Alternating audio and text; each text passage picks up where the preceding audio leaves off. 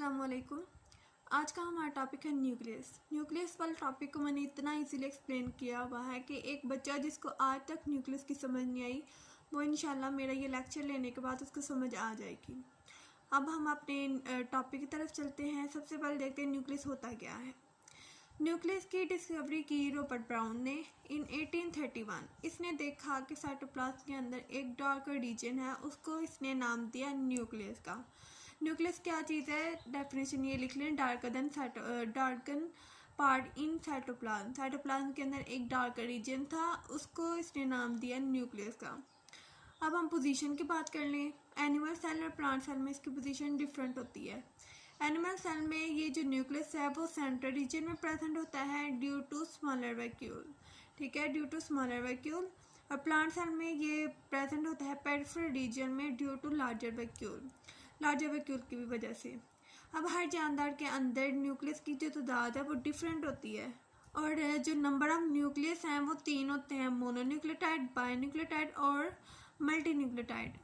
Mononucleotide क्या होता है, some one cells have one nucleus. एक सेल के अंदर ओनली वन न्यूक्लियस होता है, उसको हम कहते हैं मोनोन्यूक्लियोटाइड। इसकी एग्जांपल में स्मूथ सेल मसल। और बायोन्यूक्लियोटाइड में some one cells have two nuclei. एक सेल के अंदर 2 न्यूक्लियस होते हैं जिसको हम कहते हैं बायोन्यूक्लियोटाइड। इस for example dikaryotic hyphae present होती है फंजाई में। अब multinucleotide, some one cells have many nuclei. एक सेल के पास बहुत ज़्यादा न्यूक्लियस होते हैं, उसको हम कहते हैं मल्टीन्यूक्लियोटाइड। इसकी एग्जांपल में आ जाता है स्केलेटल मसल सेल्स। अब न्यूक्लियस कब विजिबल होता है, कब विजिबल नहीं होता। न्यूक्लियस तब विजिबल होता है जब ये सेल डिवाइडिंग स्टेज में होता है, नॉन सेल डिवाइडिंग स्टेज में होता है, जब सेल डिवाइड नहीं कर रहा होता, आई मीन माइटोसिस म्योसिस नहीं कर रहा, तब ये हमें विजिबल होता है। जब ये सेल डिवाइड कर रहा होता है, सेल डिवाइडिंग स्टेज में होता है, तब ये हमें विजिबल नहीं होता। ये न्यूक्लियस का स्ट्रक्चर है। ये आउटर मेम्ब्रेन होती है और ये इनर मेम्ब्रेन, इन दोनों को हम कलेक्टिवली कहते हैं न्यूक्लियर एनवेलप। इसका दूसरा नेम है न्यूक्लियर मेम्ब्रेन, न्यूक्लियर एनवेलप और न्यूक्लियर मेम्ब्रेन भी कहते हैं। अब ये जो आउटर रीजन है ना, इसको हम आउटर मेम्ब्रेन कहते हैं। ये क्लोज कर रही है, देखें ये वाली, ये ऊपर की तरफ से है, ये क्लोज हो रही है एंडोप्लाज्मिक रेटिक्यूलम के। और ये जो इनर मेम्ब्रेन है वो किसको क्लोज कर रही है, न्यूक्लियर प्लाज्म। ये देखें ये न्यूक्लियर प्लाज्म है ना, इसको क्लोज कर रही है। अब ये न्यूक्लियर प्लाज्म क्या होता है, ये जो खाली पार्ट होता है ना, एम्प्टी पार्ट है, ये थ्रेड लाइक स्ट्रक्चर नहीं कह रही, एम्प्टी पार्ट होता है, इसको हम कहते हैं न्यूक्लियर प्लाज्म। इसके अंदर क्या आता है, सोल्यूबल सैप ऑफ न्यूक्लियस, यानी कि लिक्विड नुमा चीज़ें होती हैं, इसके अंदर वाटर और लिक्विड नुमा ऐसे की चीज़ें होती हैं। अब ये जो थ्रेड लाइक स्ट्रक्चर है इसको हम कहते हैं क्रोमाटिन। ये जो जब मेम्ब्रेन बनती होती है, अपना फंक्शन प्रॉपरली परफॉर्म कर रही है, तो फिर ये अंदर ना एक पोर छोड़ती जाती है, उसको हम नाम देते हैं न्यूक्लियर पोर का। और ये जो ब्लैक कलर का एक बॉडी है इसको हम कहते हैं न्यूक्लियोलस। अब फिर से समझ लें, साइटोप्लाज्म के अंदर न्यूक्लियस होता है, डार्क जो रीजन बॉडी होती है, और न्यूक्लियस के अंदर जो डार्क बॉडी होती है उसको हम कहते हैं न्यूक्लियोलस। अब इसके 3 कंपोनेंट्स होते हैं, न्यूक्लियर मेम्ब्रेन, न्यूक्लियोलस और क्रोमोसोम। अब हम इसको भी एक्सप्लेन करते हैं। ये हमारे पास इसके 3 कंपोनेंट हैं, न्यूक्लियर मेम्ब्रेन, न्यूक्लियोलस और क्रोमोसोम। सबसे पहले न्यूक्लियर मेम्ब्रेन क्या होता है, आल्सो कॉल्ड न्यूक्लियर एनवेलप। वही जो मैंने आपको बताया था ना, आउटर मेम्ब्रेन और इनर मेम्ब्रेन को हम कलेक्टिवली कहते हैं न्यूक्लियर एनवेलप, और इसका दूसरा नेम है न्यूक्लियर मेम्ब्रेन। ये डबल मेम्ब्रेन ऑफ न्यूक्लियस होती है, आउटर मेम्ब्रेन के साथ मिलकर बनी होती है और इनर मेम्ब्रेन के साथ। जो आउटर मेम्ब्रेन है कंटिन्यूस विद द ईआर, यानी कि एंडोप्लाज्मिक रेटिक्यूलम को क्लोज कर रही होती है, और जो इनर मेम्ब्रेन है एनक्लोज द न्यूक्लियर प्लाज्म के क्लोज होती है।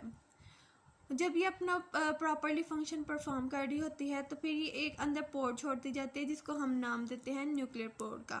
अब न्यूक्लियर पोर का फंक्शन क्या होता है, continuous certain of resulting in the formation of nuclear pore.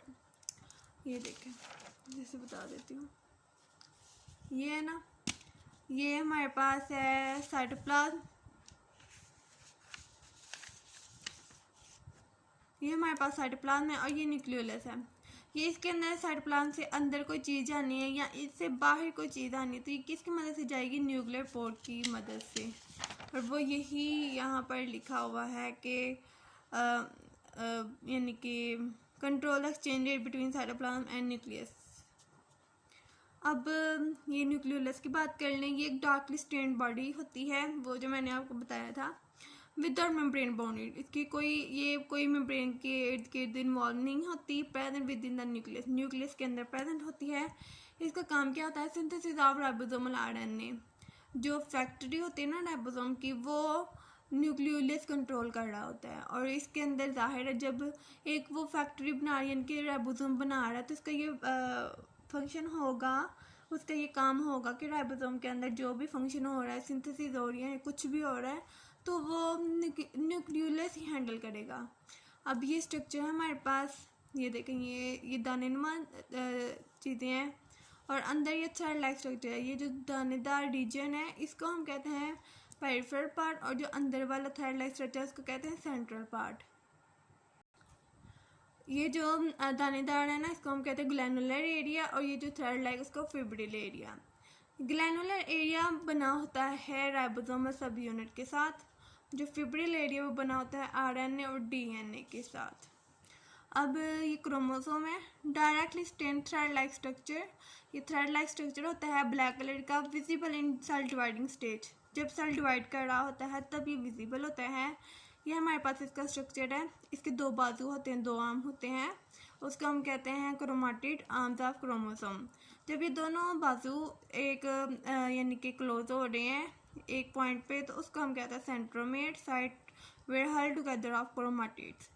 इसको हम क्रोमाटिड्स कहते हैं। और ये जब ये क्लोज हो रहे थे एक पॉइंट पर, उसको हम कहते हैं सेंट्रोमेयर। और ये जो जीन होते हैं, जीन का काम होता है कैरी करना, इसके पास जेनेटिक इन्फॉर्मेशन होती है जो आगे नेक्स्ट जनरेशन में ट्रांसफ़र करता है। अब थोड़ा सा इसको खोल के देख लेते हैं स्ट्रक्चर को। जब हमने इसको स्ट्रक्चर को खोल के देखा तो ये इसका ऐसे का स्ट्रक्चर है। हमने देखा कि ये प्रोटीन और डीएनए के साथ मिलकर बना होता है। Chromosome is compose bye DNA and protein. अब इसके हम फंक्शंस की बात कर लेते हैं, ये लास्ट है। ये इसके फंक्शंस ऑफ न्यूक्लियस की बात कर लेते हैं। It control all the metabolic activity. ये जो मेटाबॉलिक एक्टिविटी होती है सेल एक्टिविटी, यानी कि सेल के अंदर जो भी केमिकल फंक्शन हो रहा है वो ये न्यूक्लियोलस हैंडल कर रहा होता है। आगे it control all cellular function. It control all cellular function, its mean cell के अंदर जो भी फंक्शन हो रहा है, चाहे केमिकल है, दूसरा कोई भी, वो न्यूक्लियोलस हैंडल कर रहा होता है। It bring about the growth cell by directing the synthesis of structural protein. इसका काम होता है सिंथेसिस करना प्रोटीन की, सेल को काम में लाना, और फिर ये सेल की ग्रोथ करता है। ओके, आगे it produce the ribosome by nucleolus.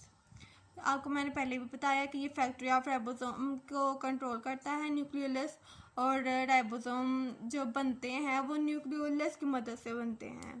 Last one हमारे पास है फंक्शन इसका। It contain the chromosome which are responsible for inheritance of character from parent to next generation. Chromosome के पास जीन होती है, जीन के अंदर जेनेटिक इंफॉर्मेशन होती है और वो नेक्स्ट जनरेशन में कन्वर्ट करती है। अगर आपको मेरा ये लेक्चर आज के पसंद आया तो मैं आपसे रिक्वेस्ट करती हूँ कि आप प्लीज़ मेरे चैनल को सब्सक्राइब कर दें ताकि आपको ऐसी मज़ीद इंफॉर्मेशन वाली वीडियोस मिलती रहें। शुक्रिया।